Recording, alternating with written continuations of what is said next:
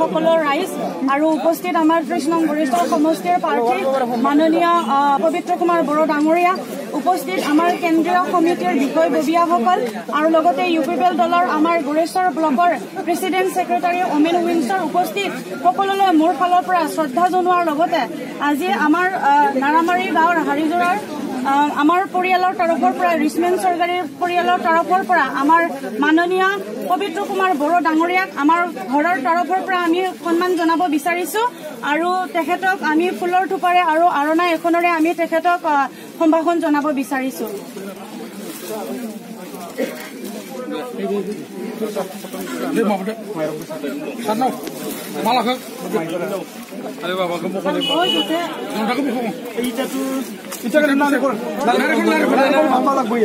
আজি আমার জয় আর শেষ একদম খাতা আমি বহুত সমস্যাত ঘুরলো